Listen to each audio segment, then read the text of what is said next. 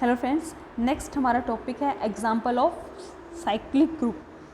Cyclic group के कुछ example हैं। फर्स्ट तो हमारा एग्जाम्पल है prove that any group of order 3 is cyclic. हमें शो करना है 3 ऑर्डर का अगर कोई भी ग्रुप है तो वो क्या है, साइक्लिक का। तो यहाँ पे हम एक ग्रुप मान लेते हैं, एक ग्रुप मान लेते हैं। मैंने एक मान लिया ग्रुप जी, उसमें 3 एलिमेंट है, 3 ऑर्डर का 3 एलिमेंट है, तो ई ए बी। ठीक है, जहाँ पे तीनों क्या है, अलग अलग एलिमेंट है, तभी तो 3 ऑर्डर का होगा ये। ठीक है, तीनों क्या है, अलग अलग एलिमेंट है और ये मैंने एक ग्रुप मान लिया। ठीक है, यानी कि E not equal to A not equal to B, सब अलग अलग है। ठीक है, ये क्या है, एक ग्रुप है। अब यहाँ पे देखो, इनका जब मैं प्रोडक्ट करती हूँ कि ए क्या है, जी में है, बी भी क्या है, जी में है, तो ए और बी जी के एलिमेंट है, जी एक ग्रुप है, तो by closure a dot b भी किस में जाएगा, जी में। जी एक ग्रुप है, ए और बी दोनों जी के एलिमेंट है, तो by closure a dot b भी किस में जाएगा, प्रोडक्ट किस में जाएगा, जी में। अब देखो ए डॉट बी जी में जाएगा, तो जी में तो 3 ही एलिमेंट है, ई ए और बी। इसका मतलब इस ए डॉट बी की वैल्यू क्या आ सकती है, या तो ई हो सकती है, या ए हो सकती है, या बी हो सकती है। ठीक है, इस ए डॉट बी की वैल्यू क्या आ सकती है, या तो ई हो सकती है, या ए हो सकती है, या बी हो सकती है। इन तीनों में से कोई ना कोई होगा। तो पहले मैं एक केस लेती हूँ, A dot B equal to A. अगर ए dot B equal to A होता तो मैं इसको क्या लिख सकती हूँ, ए डॉट ई, क्योंकि ए डॉट ई वापस क्या आता है, ए आता है, ई आइडेंटिटी है यहाँ पे ग्रुप की। ठीक है, तो ए डॉट ई क्या आता है, ए आता। अब मैं देखो A dot B equal to A dot E आ गया, तो हमने ग्रुप पे कैंसिलेशन लॉ पढ़ा है, तो लेफ्ट कैंसिलेशन लॉ से ये कैंसिल हो जाता है, तो मेरे पास क्या आता है, बी इक्वल टू ई, जो कि यहाँ पे नहीं है, क्योंकि बी और ये तीनों ही बराबर नहीं है, तो ये इसका मतलब ए डॉट बी कभी भी ए नहीं हो सकता। इसी तरह अगर ए dot B equal to b लूँ तो इसको भी मैं क्या लिख सकती हूँ, ई डॉट बी लिख सकती हूँ बी को, क्योंकि आइडेंटिटी से गुणा पे वापस बी आता। तब ए इससे मेरा क्या है, A dot B equal to E dot B आ गया। वापस मैंने क्या लगाया, कैंसिलेशन लो, तो ये कैंसिल हो गए, तो मेरे पास क्या आता है, ए इक्वल टू ई। तो ए और ई ये भी बराबर नहीं है, ये भी कंट्राडिक्शन मिला, इसका मतलब ए डॉट बी भी बी के बराबर नहीं हो सकता। तो इसका मतलब एक केस बचा कि ए डॉट बी किसके इक्वल होगा, ई के। ए डॉट बी किसके इक्वल होगा, ई के। ठीक है, ये तो मैंने लिया ए और बी जब जी में है, तो उससे ए डॉट बी को मैं जी में ले, इससे मैं क्या लिखे, ए डॉट बी किसके इक्वल है, ई के। अब एक और एग्जांपल लेती हूँ मैं इसी का। मैं मानती हूँ कि ए क्या है, जी में है, और अगेन ए जी में है। ठीक है, ए जी में, ए बी जी में है, तो इन दोनों का प्रोडक्ट क्या होगा, वो भी क्या आएगा, जी में, क्योंकि जी एक ग्रुप है, तो by closure a dot a वो भी किस में जाएगा, जी में। ए डॉट ए क्या होगा, ए स्क्वायर, वो भी किस में जाएगा, जी में। अब जी तो क्या है, ई ए बी, यही है, तो इसका मतलब ये जी का ए स्क्वायर जी का एलिमेंट है, तो इनमें से किसी एक के बराबर होगा। तो पहला case A square equal to E लेती हूँ, दूसरा case A square equal to A लेती हूँ, तीसरा case A square equal to मैं बी लेती हूँ। ठीक है, ए स्क्वायर इक्वल टू मैं बी लेती हूँ। ओके, तब यहाँ पे देखो, अभी मैंने एक चीज़ शो की थी, ए स्क्वायर, अभी मैंने जस्ट पीछे शो किया था ए बी इक्वल टू ई। मैंने जस्ट पीछे शो किया ना, a B equal to e, तो a square equal to e है और A B equal to e है, तो इसका मतलब ये भी किसके इक्वल हो गया, इसके। ठीक है, अभी मैंने जस्ट पीछे शो किया ना, a B equal to e, तो a square equal to e है, तो a B equal to b हो गया। अब देखो, इससे मेरे पास क्या आ गया, A square equal to A B equal to A square को मैं क्या लिख सकती हूँ, ए डॉट ए। तो मेरे पास ए डॉट ए किसके इक्वल आ गया, ए बी के, और जी एक ग्रुप है तो इसमें कैंसिलेशन लॉ अप्लाई होता है, तो ए से कैंसिल, तो इससे मेरे पास क्या आता है, ए इक्वल टू बी आता। इससे मेरे पास क्या आता है, ए इक्वल टू बी, तो वो क्या है, कंट्राडिक्शन है, वो तो मेरे पास क्या रहा है, कंट्राडिक्शन है, विरोधाभास है, इसका मतलब ए स्क्वायर ई नहीं हो सकता। ठीक है, second, A square equal to A लिया जाए, A square equal to A लिया जाए, तो ए स्क्वायर तो क्या लिख सकती हूँ मैं, ए डॉट ए, और ए को मैं क्या लिख सकती हूँ, ए डॉट ई, क्योंकि ए डॉट ई भी वापस क्या आता है, ए ही आता है। ठीक है, ए डॉट ई भी ए ही आता है, तो इसका मतलब फिर कैंसिलेशन लॉ अप्लाई हुआ, तो ए से कैंसिल, तो इससे मेरे पास क्या आया, ए इक्वल टू ई आया। इससे मेरे पास क्या आया, ए इक्वल टू ई आया। ठीक है, ए इक्वल टू ई आ गया, दैट मीन्स वापस क्या हो गया, ए और ई बराबर ये तो हो ही नहीं सकते, क्योंकि तीनों अलग अलग एलिमेंट वाले हैं, तो ये भी क्या है, कंट्राडिक्शन आ गया, तो ये भी आपस में इक्वल नहीं होंगे। तो तीसरा केस बच गया, A square equal to B. इसका मतलब यही वैल्यू क्या है, ट्रू है, इसमें कुछ नहीं हो, इसमें कोई लॉ अप्लाई नहीं होगा, तो इसका मतलब ए स्क्वायर किसके इक्वल होगा, बी के। इसका मतलब बी की वैल्यू क्या होगी मेरे पास, ए स्क्वायर। दैट मीन्स मेरे पास जी मैंने क्या माना था, ई ए बी, और मेरे पास बी की वैल्यू क्या आ गई, ए स्क्वायर। दैट मीन्स जी मेरा क्या हो गया, ई ए स्क्वायर। तो आप यहाँ देख सकते हो कि जी पूरा का पूरा किससे जनरेट हो रहा है, ए से हो रहा है ना। ए की इंटीग्रल पावर में लिख सकती हूँ, क्यों, क्योंकि ए की पावर 0 करूँगी तो ई आ जाएगा, ए है ही, और ए के स्क्वायर से ये बी आ गया, ए है ही, ए के स्क्वायर से बी आ गया, तो जी पूरा का पूरा किससे जनरेटेड हो रहा है, ए से, इसका मतलब जी के लिए मुझे एक जनरेटर मिल गया, इसका मतलब जी क्या हो गया, एक साइक्लिक ग्रुप। ठीक है, ये हमें शो करना था। नेक्स्ट है हमारा prove that the set nth root of unity is a finite multiplication cyclic group of order n। ये हमने पीछे ग्रुप थ्योरी में ये एग्जांपल किया था, हमने इसको एक सिर्फ मल्टीप्लिकेशन, इसको सिर्फ एक ग्रुप प्रूफ किया था। ठीक है, हमने इसको सिर्फ एक ग्रुप प्रूफ किया था। अब हमें इसको क्या प्रूफ करना है, साइक्लिक ग्रुप। तो मैं आई थिंक इसको रिपीट करने की ज़रूरत नहीं होगी कि इसको ग्रुप कैसे प्रूफ किया। और अगर एक मैं वापस बता भी देती हूँ, चलो इसको थोड़ा सा एक्सप्लेन कर देती हूँ। जी क्या है, सेट क्या दिया हुआ है, set of nth root of unity, यानी कि जो हमारा सेट है वो क्या दिया हुआ है, ये x इक्वल टू क्या होना चाहिए, 1 की पावर 1/n। ठीक है, ये होगा कि एक का इकाई, जो हमारा इकाई का nवें मूलों का सेट, इकाई के nवें मूलों का सेट वो क्या है, जी, और क्रॉस मल्टीप्लिकेशन में शो करना। x इक्वल टू 1 की पावर 1/n, या फिर ये कर दूँ कि इसमें वो आएंगे, दोनों तरफ पावर कर दूँ एक, तो x की पावर n इक्वल टू क्या हो जाएगा, 1। ठीक है, ये सेट दिया हुआ है। ठीक है, इसको हमें क्या प्रूफ करना है, ग्रुप किसके रिस्पेक्ट में, क्रॉस के। तो पहले हम क्लोजर लेंगे, तो इसका मतलब हम दो में एलिमेंट मान लेंगे, एक्स वाई किस में है, जी में। अगर इस जी में है तो इस प्रॉपर्टी को होल्ड करेंगे कि एक्स की पावर n 1 होगी, वाई की पावर n 1 होगी, दोनों क्या होंगी, 1 होंगे। अब हमेशा क्लोजर के लिए क्या करना पड़ेगा, एक्स वाई जी में, तो एक्स डॉट वाई को भी जी में प्रूफ करना पड़ेगा। ठीक है, एक्स डॉट वाई को जी में प्रूफ करने के लिए इसका मतलब मुझे क्या शो करना पड़ेगा, अगर मैं ये शो कर दूँ एक्स वाई की whole power n equal to 1 है, तो मैं क्या कह दूँगी कि एक्स वाई जी में होगा।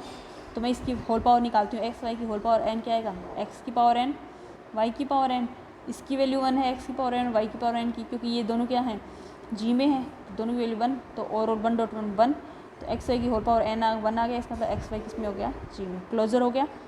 ठीक है, नेक्स्ट आती है हमारी हाँ नेक्स्ट हमारा है 1 क्या है, 1 की पावर n क्या होता है, 1 होता है भाई। 1 की आप कितनी पावर लगाओ, n क्या आएगा, 1 आएगा। ठीक है, तो यहाँ पे क्या होगा, 1 बिलोंग्स टू जी, और 1 क्या होगी यहाँ पे, आइडेंटिटी। क्यों, क्योंकि इसके किसी भी एलिमेंट को भाई एक्स वाई आप किसी भी एलिमेंट लोगे, इसको 1 से गुणा करोगे वापस क्या आएगा, वही आएगा। ठीक है, तो यहाँ पे 1 क्या आ गई मेरी आइडेंटिटी। फिर आती है इन्वर्स एलिमेंट, तो x के लिए क्या होगा, y इन्वर्स होगा भाई। y x और y इन्वर्स कब होंगे, जब आइडेंटिटी के इक्वल आ जाए, तो आइडेंटिटी क्या है 1, तो x डॉट वाई 1 आ जाए, तो क्या हो जाएगा, इन्वर्स। तो यहाँ पे इसका मतलब क्या आना चाहिए, अगर x g में है तो x की पावर n क्या होगा, 1। ठीक है, x की पावर n क्या होगा, 1, और x की पावर 1 होगा तो 1/xn भी क्या होगा, 1, या फिर ये कहूँ कि 1/x की होल पावर n क्या होगा, 1 1/x की होल पावर n क्या होगा, 1। तो यानी कि 1/x भी किस में जाएगा, जी में। भाई x की जी में है तो x की पावर n 1 होगा, क्योंकि इसमें वही एलिमेंट है जिनकी पावर n 1 हो। तो 1/x, और इसका इन्वर्स करो तो 1/xn भी 1 होगा, या फिर ये कहूँ 1/x की होल पावर n भी 1 होगा। 1/x की होल पावर n है, इसका मतलब ये किस में जाएगा, जी में। दैट मीन्स 1/x किस में जाएगा, जी में। तो एक x के लिए मुझे 1/x मिल गया ना, क्योंकि x को आप 1/x से मल्टीप्लाई करोगे तो मुझे क्या मिलेगा, 1 ही तो मिलेगा, आइडेंटिटी। तो यानी कि हर x के लिए मुझे क्या मिल रहा है, 1/x मिल रहा है, यानी कि हर एलिमेंट के लिए इन्वर्स एग्जिस्ट है, तो इन्वर्स की प्रॉपर्टी भी सेटिस्फाई होगी। नेक्स्ट आती है हमारी एसोसिएटिव। तो एसोसिएटिव ऑब्वियसली होगा, हम जो मल्टीप्लाई करेंगे किन्हीं भी तेल एलिमेंटों को, भाई एक्स वाई आप कैसे भी मल्टीपल कर लो, कोई फ़र्क नहीं पड़ना भाई, एक्स वाई जेड। ठीक है, तीनों आप जी में मानोगे, जी इक्वल टू क्या है, एक्स, एन इक्वल टू 1। ठीक है, तो उनको आप कैसे भी मल्टीपल कर दो, कोई फ़र्क नहीं पड़ रहा, संख्याएं तो हैं आपस में, कॉम्प्लेक्स नंबर ही तो आएंगे भाई। एक्स की पावर n इक्वल टू 1 है, जो कॉम्प्लेक्स नंबर ही तो आएंगे, तो इनको कॉम्प्लेक्स नंबर में तो एसोसिएटिव ऑलरेडी अप्लाई होता है, तो इसका मतलब इनमें एसोसिएटिव ऑलरेडी अप्लाई है, तो एसोसिएटिव अप्लाई है, तो इसका मतलब ये क्या है, ग्रुप। ठीक है, अब यहाँ पे देखो एक्स एन इक्वल टू 1, ये जो इक्वेशन है उसके कितने हल होंगे, n भाई, n घात की समीकरण है ना, n घात की समीकरण के कितने हल होते हैं, n हल होते हैं, यानी कि n वैल्यू आएंगी x की, तो ऑर्डर ऑफ g के, इसका मतलब n एलिमेंट आएंगे, this mean order of g क्या है, n है, ऑर्डर ऑफ g क्या है, n है। ठीक है, अब हम इसको g को क्या दिखाना है, साइक्लिक ग्रुप। इसका मतलब साइक्लिक ग्रुप दिखाने के लिए, और ऑर्डर n का, तो ऑर्डर n तो ये दिखा दिया, और साइक्लिक दिखाना है, इसका मतलब इसका एक जनरेटर दिखाना है, जिससे ये पूरा का पूरा ग्रुप क्या हो जाए, मेरा जनरेट हो जाए। ठीक है, तो वो जनरेटर देखो, इसमें मैंने अभी दिखाया था, जैसे 1 है, 1 को मैं क्या लिख सकती हूँ, वन को मैं लिख सकती हूँ कोस 0 प्लस, ये मैंने पीछे बता चुकी हूँ एग्जाम्पल में, अपन जब हमने इसका एग्जाम्पल किया तो मैंने पीछे बताया था कोस 0 प्लस आयोटा साइन 0। और अगर इसको जनरलाइज लिखना चाहूँ तो क्या लिख सकती हूँ कोस 0 plus 2m pi plus iota sine 0 plus 2m पाई। ठीक है, ये लिख सकते हैं ना अपन, क्योंकि कोस जहाँ पे m क्या है जेड में है, क्योंकि हम जानते हैं m भाई जेड में है तो 2m पाई तो हमेशा इस कोऑर्डिनेट में आएगा ये। तो इस कोऑर्डिनेट में क्या होता है 2m पाई प्लस यहाँ पे यानी 2m यानी कि कोस 2 पाई प्लस थीटा टाइप ही तो हो गया, तो वो किस में आएगा इस कोऑर्डिनेट में, तो वो ये कोस थीटा बनेगा, ये साइन थीटा, तो वापस यही बनता। ठीक है, तो यहाँ पे इसका मतलब ये हो गया। अब मैं इसमें क्या लगाती हूँ, द माइवर थ्योरम लगाती हूँ, पावर लगाती हूँ यहाँ पे।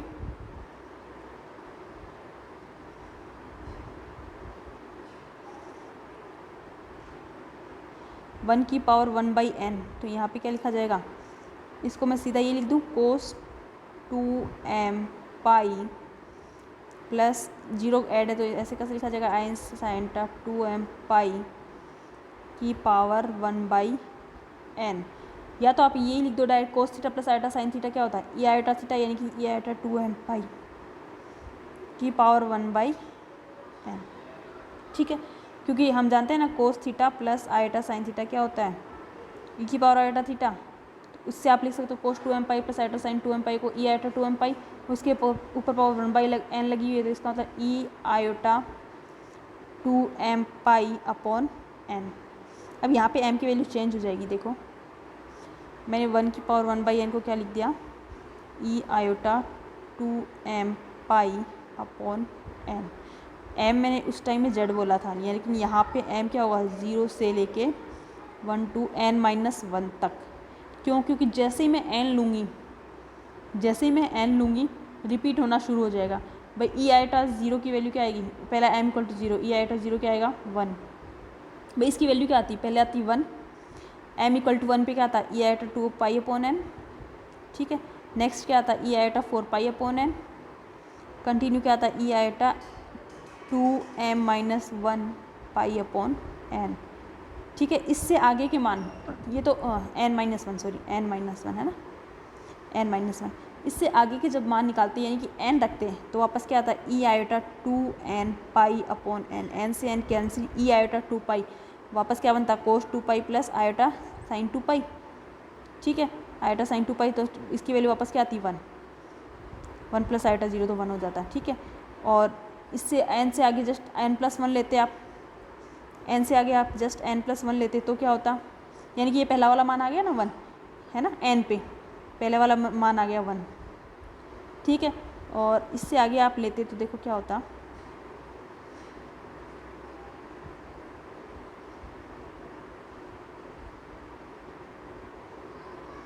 मैं n+1 लेती तो क्या था ई आयोटा 2n+1 पाई अपॉन n। इसको मैं क्या लिख सकती थी ई आयोटा 2n पाई upon n dot E iota 2 pi upon n, ये लिख सकती हूँ ना। भाई दोनों को अलग अलग कर लिया, दोनों 2 पाई n+1 है तो 2n पाई एक साथ ले लिया और 2 पाई एक साथ ले लिया, तो 2n पाई अपॉन n वापस n से n कैंसिल, ई आयोटा 2 पाई की वैल्यू अभी भी मैंने जस्ट शो की ना क्या आई थी 1, तो 1 dot E iota 2 pi upon n, तो यानी कि ये वाली वैल्यू आ जाती।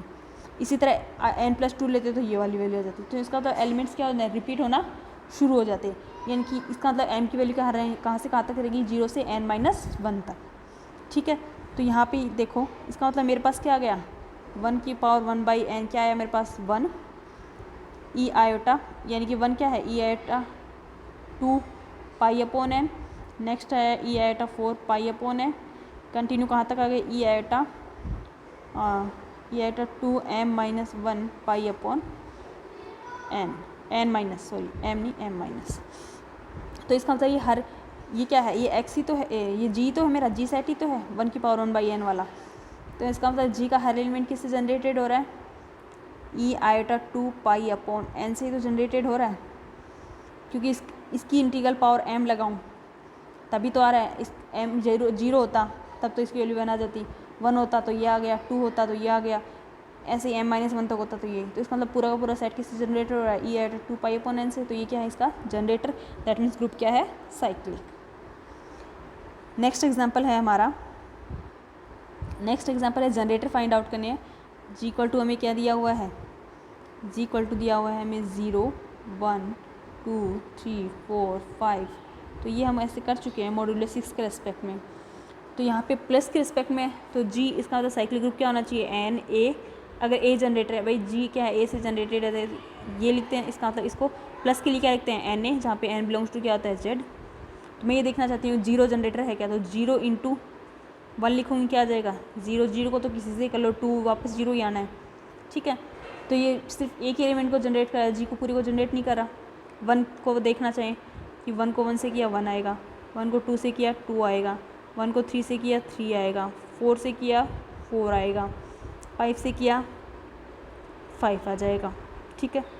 और 1 को 5 से किया आ जाएगा, और 6 से किया देखो 1 2 3 4 1 2 3, यहाँ पे 3 भी था, सॉरी, ठीक है।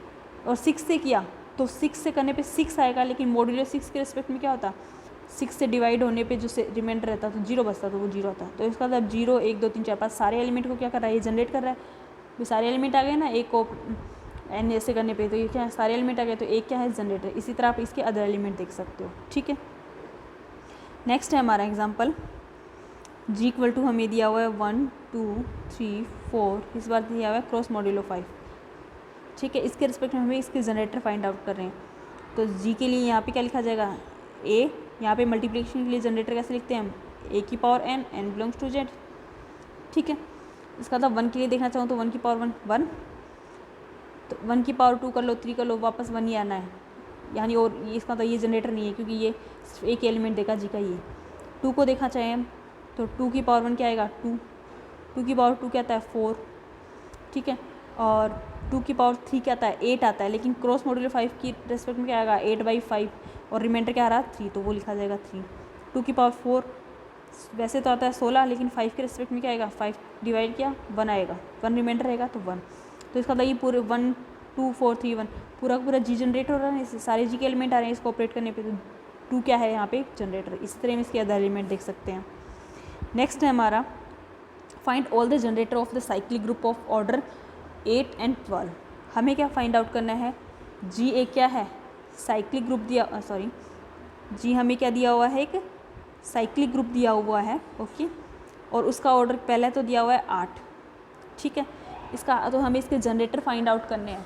मैंने मान लेती हूँ उसका जी एक साइक्लिक ग्रुप है, उसका जनरेटर ए है, ठीक है। तो हमें इसका क्या फाइंड आउट करना है, इसके जनरेटर फाइंड आउट करने। एक जनरेटर तो मैं क्या मान लेती हूँ, ए मान लेती हूँ, क्योंकि साइक्लिक ग्रुप है तो एक जनरेटर है ही, तो इसका एक जनरेटर मैं ए मान लेती हूँ, बाकी जनरेटर मुझे फाइंड आउट करने हैं। तो हमने अभी एक थ्योरम पढ़ी थी कि जी ए, अगर और जी क्या है, एक साइक्लिक ग्रुप है, ठीक है, और ए से मान लो जनरेटेड है, तो उसके जो अदर साइक्लिक इसके जो अदर जनरेटर होंगे वो क्या होंगे, अदर जनरेटर किस फॉर्म में होंगे, ए की पावर आर में, जहाँ पे आर क्या होगा, रिलेटिवली प्राइम टू एन, यानी कि आर और एन क्या होगा 1, और एन क्या था, ऑर्डर ऑफ जी, एन क्या था, ऑर्डर ऑफ जी, यानी कि जो ऑर्डर ऑफ जी है उससे रिलेटिवली प्राइम क्या होंगे, ए की पावर आर।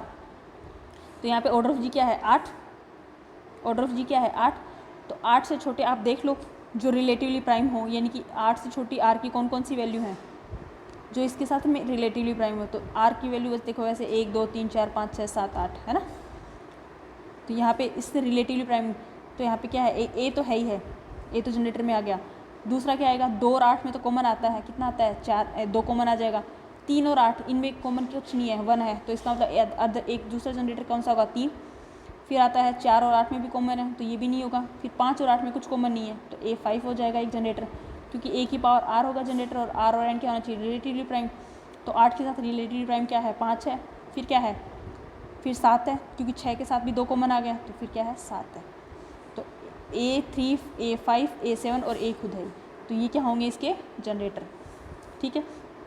इसी तरह इसका दूसरा क्या है, order of g equal to 12, ये भी आप कर सकते हो। ऑर्डर ऑफ जी 12 है, तो 12 से छोटे जो इसके साथ रिलेटिवली प्राइम हो कौन से होंगे भाई, 1 2 3 4 ये थे, 5 6 10 12 तक मान है, तो 2 में भी कॉमन है, जो सम संख्या है वो तो सब इससे कॉमन रहेंगी, ठीक है। तो उसके अलावा देखो 3 में भी कॉमन आएगा, 4 में भी कॉमन आएगा, 5 में नहीं आएगा एक तो, ठीक है। यानी कि एक तो A5 हो सकता है, ए तो है ही है, ठीक है। और फिर 6 में भी कॉमन आ जाएगा, 7 में नहीं आएगा, 8 में भी कॉमन आ जाएगा, सम संख्याओं में सब में आएगा, 9 में भी आएगा क्योंकि 3 कॉमन आया, 10 में भी आएगा, 11 में नहीं आएगा फिर। तो ये क्या है, जनरेटर। ठीक है, नेक्स्ट हमारा एग्जाम्पल है, give an example of a cyclic group of order greater than equal to 2 in which every element except identity is its generator. हमें एक साइक्लिक ग्रुप का एग्जाम्पल देना है जिसका ऑर्डर क्या हो, 2 से बड़ा हो और उसका हर एलिमेंट क्या है, आइडेंटिटी को छोड़ के उसका हर एलिमेंट क्या हो, जनरेटर। तो G equal to 1 omega omega square इसका एक एग्जाम्पल है, क्योंकि ये 1 ओमेगा ओमेगा स्क्वायर आइडेंटिटी क्या है 1, इसको छोड़ के देखो ओमेगा और ओमेगा स्क्वायर दोनों यहाँ पे क्या है, इसके जनरेटर हैं। तो ये एग्जांपल हो गया, इसका ऑर्डर क्या है, 2 से बड़ा है, 2 या 2 से ज़्यादा है और इसका आइडेंटिटी को छोड़ के सभी एलिमेंट क्या है, इसके जनरेटर ओमेगा और ओमेगा स्क्वायर से क्या है, जनरेटर। ये हम पहले कर चुके हैं। ठीक है, ओके, थैंक यू।